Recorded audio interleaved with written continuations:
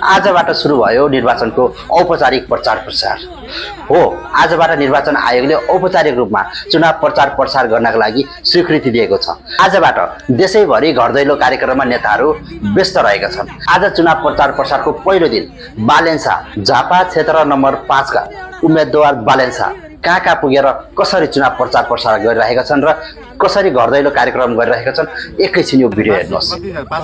होइन, हामीलाई भनिसकिन्छ त प्रधानमन्त्री भएको बेलामा 52% फेर गर्ने भनेर हामी त ट्याग लागेको छ त। अहिले चाहिँ कति प्रतिशत मेरोमा त हजुर लगभग 70 देखि 80% पास हुन्छ। तपाईको 100% पास हुन कति समय लाग्छ? कति? लगभग म जस्तै टिचर जवाब नदिनु त्यस्तै हो। सुकुम्बासीको पूर्जा दिन त्यति नै बेर लाग्छ नि।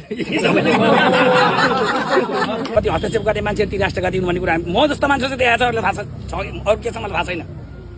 जे काम गर्नुमा तपाईँलाई हार्दिक धन्यवाद छ। तर भविष्यमा यो जस्तै यहाँबाट उ छ नि औद्योगिक पार्क शिलान्यास गरिएको छ। हामीलाई थाहा छ मेची पुल पनि 6वटा प्रधानमन्त्री 6 चोटि शिलान्यास गरेका थिए। तपाईले कति क्लास पढाउनुहुन्छ? हजुर म त सानो टिचर सिनियर बुझ्छु। हैन, कति क्लासलाई पढाउनुहुन्छ? म 5 वर्षसम्मको टिचर हो। 5 कक्षा? हजुर। कतिजना पास हुन्छन् वार्षिक? ठिक छ